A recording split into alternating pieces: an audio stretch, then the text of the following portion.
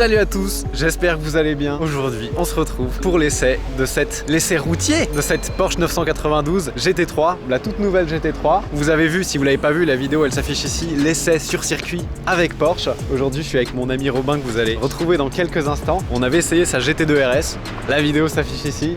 Robin aime bien les Porsche et aujourd'hui on essaye sa GT3. Donc pour rappel, la GT3 c'est la version sportive de la 911 et sur cette génération 992 en fait, c'est à l'heure actuelle la seule 911 qui a un moteur atmosphérique. C'est un flat 6, 4 litres, ça veut dire qu'on a les 6 cylindres à plat et il est en position arrière. Position arrière, ça veut dire qu'il est derrière l'essieu des roues arrière. Le moteur il est là en position sac à dos. Donc ça donne un équilibre hyper particulier à la voiture qui est unique à la 911 en fait. Ça on va en reparler pendant la conduite. Mais du coup cette nouvelle GT3 remplace la version 991 de phase 2 avec son lot de modifications esthétiques, notamment ce capot qui est désormais en carbone avec les deux ouvertures ici. On a un avant qui est totalement différent avec une grande ouverture qui est tout en noir. Bon, c'est du plastique mais c'est tout noir. Celle-ci a le toit en carbone. Robin va nous parler de sa configuration et aussi nouveau, on a l'arrière de la 992 avec l'immense bandeau lumineux que je trouve magnifique et cet aileron qui est directement issu de la compétition avec une fixation qu'ils appellent en colle de cygne. Tous les ailerons que vous avez déjà vus avant, ils ont des fixations qui sont en dessous de l'aileron. Et là, comme en endurance, comme sur les voitures d'endurance, ouais, l'aileron est fixé au-dessus. Alors je sais pas ce que ça change vraiment, mais c'est hyper joli. Ici, on a le petit 4.0 qui rappelle la cylindrée du moteur, qui est juste au-dessus du moteur en fait. La voiture est magnifique. Je vous parle pas de la couleur, Robin va le faire très bien, c'est magnifique. Donc sous la voiture on a un fond plat qui permet à l'air vraiment de glisser sous la voiture et on a un vrai diffuseur ici qui est vraiment détaché du pare-choc, c'est assez joli, et au milieu les deux sorties centrales de la GT3, ça a toujours été comme ça sur la GT3, c'est très sympa. On a des roues de 21 pouces à l'arrière, 20 pouces à l'avant, ici avec le freinage acier et les étriers noirs, c'est vraiment une config grise et noire assez classe. Sans plus attendre, je vous représente Robin. Hello. Parle-nous de ta config en fait, parce qu'elle est un peu unique de ce que tu m'as dit. Ah bah oui, elle est unique sur la couleur. Au niveau de la couleur, c'est un gris sport classique, une couleur PTS. C'est une option qui est vraiment pas donnée. La concession me l'a vendue telle quelle, optionnée comme ça. Ah, elle était déjà configurée? Voilà. En fait, en gros, pour être parmi les premiers à les recevoir. En ah, fait, tu pouvais pas choisir ta config. Voilà. Ok. C'est ça, et puis c'est tout. Est-ce que vous voulez ou pas? Oui, bon bah allez, c'est parti. Donc c'est un gris sport classique, on rappelle. C'est le gris qu'il y avait sur les 911 sport classique, ouais, génération 997. Et donc c'est pas un gris craie, ça y ressemble un peu mais c'est un peu plus foncé. C'est ça, en fait c'est vrai qu'au soleil on dirait carrément, même parfois en photo on dirait carrément du blanc finalement. Mais c'est vrai que quand le soleil tombe, il ressort vraiment un peu plus grisâtre bleuté. C'est vraiment sympa. Pour l'instant c'est la seule. C'est la seule dans cette couleur là. Unique au monde donc pour l'instant. T'as pris le toit en carbone. Je pense pas que ce soit tout en carbone. Mais bon, c'est vrai que c'est mignon.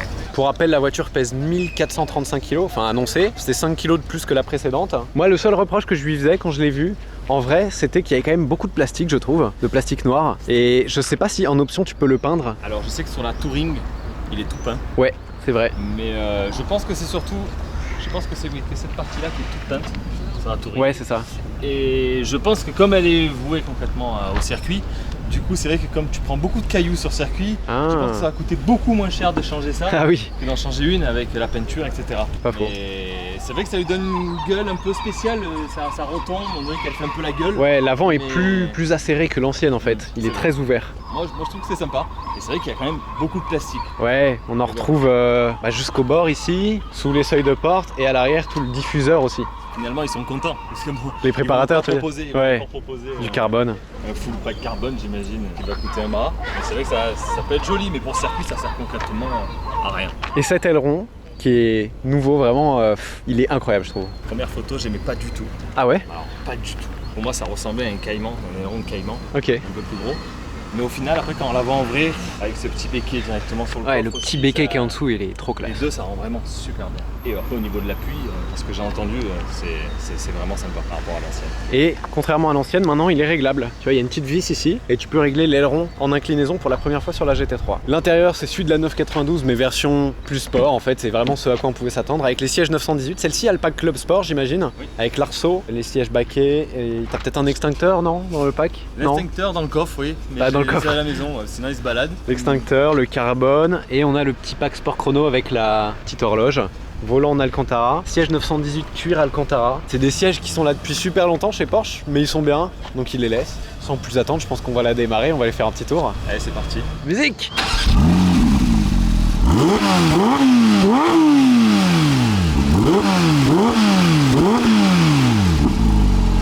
Je sais pas ce que vous en pensez, mais c'est sympa. On va voir ce que ça donne en roulant.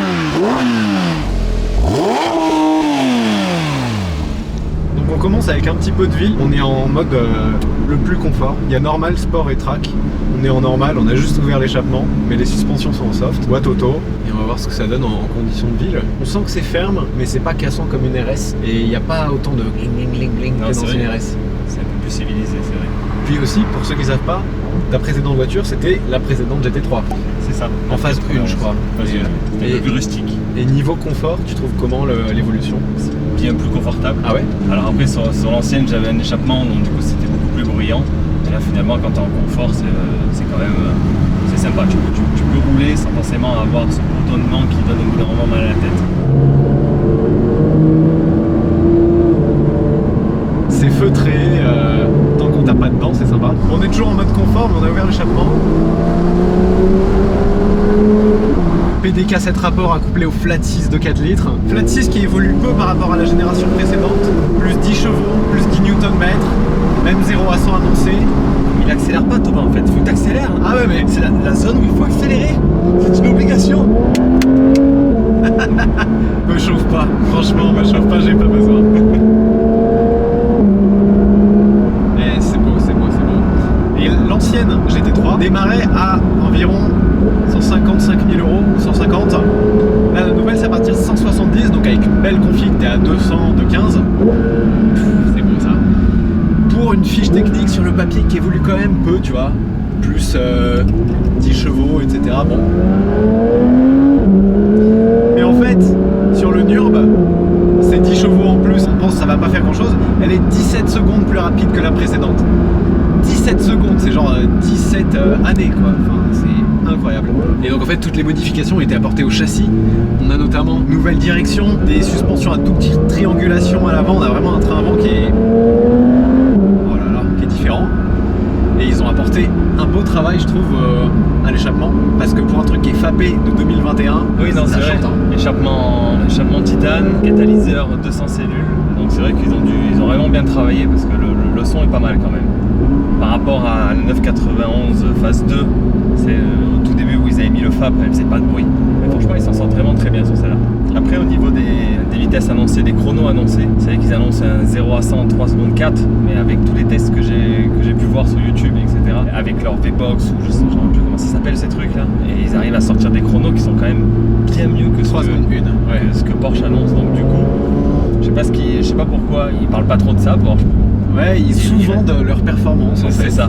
Étonnant. Donc on a un 0 à 100 en vrai de 3 secondes 1, 318 km/h de vitesse max, ce qui est plus qu'une GT3 RS parce que tu as moins de traînées aéro. Toujours la boîte PDK à 7 rapports, on n'a pas eu les rapports, on en a 7. Ce qui surprend vraiment, c'est au premier coup de volant, la direction, elle est beaucoup plus incisive que la génération d'avant. Ça se rapproche des démultiplications de Ferrari et McLaren qui sont extrêmement directes, mais toujours avec le toucher de roue de Porsche. Elle est pas si légère, tu vois, on sent vraiment ce que font les roues. Et ça, c'est un bonheur. C'est vrai que c'est vraiment très agréable. Avant, j'avais une 570, McLaren 570 S. Ouais. Et c'est vrai que quand je suis rentré dans celle-là, directement, bah, ça m'a sauté à la figure. C'est bizarre, j'ai vraiment un peu du train avant de la McLaren. Ouais. Et ils ont quand même aussi réussi à homologuer Euro 5 un moteur atmosphérique. Hein. Il y en a quasiment plus des moteurs Atmo aujourd'hui, par chez Lambo, Ferrari, des trucs assez rares. Et c'est la seule 911 pour l'instant qui est Atmo. Je pense que par rapport au quota qu'ils ont de véhicules qui polluent pas, comparativement à la production globale de Porsche, je pense que du coup, ils se sont dit, bon, sur celle-là, on a le droit, en gros, on use un peu de nos bonus. Ouais, ils ont bien fait. Et avec les 4 roues directrices, ça se manie hyper bien, même dans les petites villes, les petits villages, des trucs serrés. T'as beau être bas, avoir une voiture qui est quand même assez large, le train arrière pivote un petit peu. Et ça se manie hyper bien. J'imagine que dans les parkings à Monaco qui sont particulièrement horribles, t'es bien content qu'elle soit aussi maniable. C'est une horreur les parkings à Monaco. Mais c'est vrai qu'elle tourne vraiment très très bien, c'est sympa. On écoute ce moteur.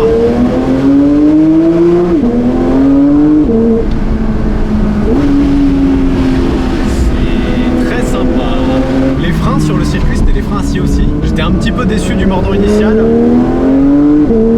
Mais en fait, il y a un petit peu moins d'assistance, j'ai l'impression qu'avant, qui te force à appuyer un peu plus, ça donne un feeling plus sportif, je trouve.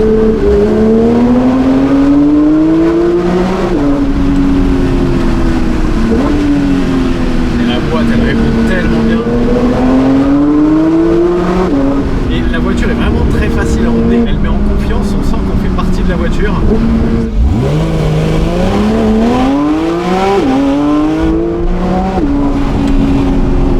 On valide le son, hein. Ça sent vraiment bien. Les rapports sont peut-être un poil longs. Je passe la majeure partie du temps en seconde quand même, tu vois. En troisième là, ça marche, mais c'est envie que ça chante plus quand même. Ça, on n'entend pas. Quand j'ai fait l'expérience Porsche au circuit, donc j'ai conduit celle-ci sur circuit et j'ai conduit la Turbo S 911 Turbo S sur route. Et c'est un avion la Turbo S, mais c'est tellement moins fun que ça, qui est moins rapide. Mais tellement moins fun avec le côté Atmo, tu vois, là tu prends des tours, ça vibre, t'as le siège en carbone qui vibre. La Turbo S c'est un avion mais t'as pas ces sensations en fait. Bon, je te la rends, à toi de te faire plaisir un petit peu sur cette route magnifique avec ce flat 6 magnifique. Ça y est, je rends le volant à qui il appartient vraiment. Je m'installe dans le baquet et on y retourne.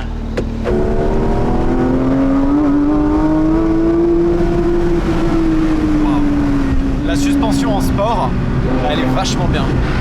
C'est pas cassant, c'est juste bien ferme comme il faut. Et on s'est fait la même réflexion que j'avais pas dit sur le circuit parce que je savais pas si c'était moi ou pas.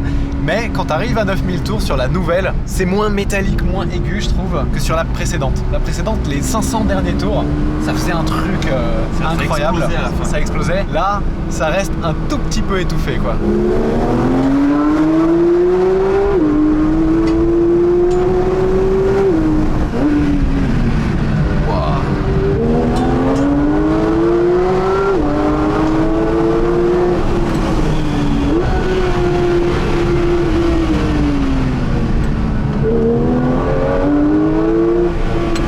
L'expression qu'il a pris après le déjeuner, il vient de faire effet là, c'est... Waouh. Ah, en passager c'est tellement plus impressionnant.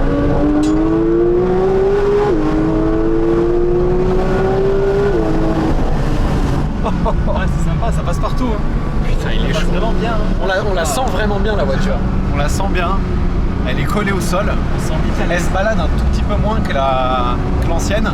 Et je trouve que niveau châssis, elle est entre l'ancienne GT3 et la GT3 RS. Oui, voilà.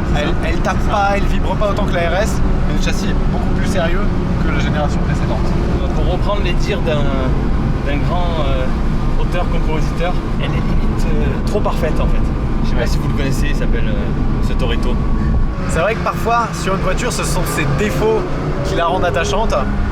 Et je peux comprendre. Elle, pour l'instant, j'ai pas trouvé de défaut, réellement. Peut-être il manque un peu de puissance. Mais bon, ça... on n'y peut rien.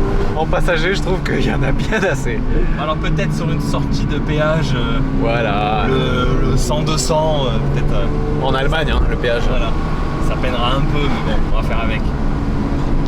Bon les amis, j'espère que vous avez aimé ce petit essai routier de la 992 après l'essai circuit. On a pu se rendre compte qu'elle était plus polyvalente que l'ancienne dans le sens plus confortable et plus sérieuse en mode sport. Et elle fait un très beau bruit. C'est ça qui compte le plus presque. Niveau perf, il y avait ce qu'il faut et il y a ce qu'il faut. L'émotion est toujours là. Ouais, c'est ça le plus important parce que pour l'instant c'est le seul Atmo. Vous voulez de l'émotion, il y en a, c'est réussi. Dites-nous ce que vous avez pensé de cet essai dans les commentaires. On les lit, on y répond, j'y réponds pardon quand je peux. Mettez un petit pouce bleu si vous avez apprécié la vidéo. Merci Robin pour cet essai. Et merci à vous pour votre fidélité. À très bientôt. Allez, ciao. bye.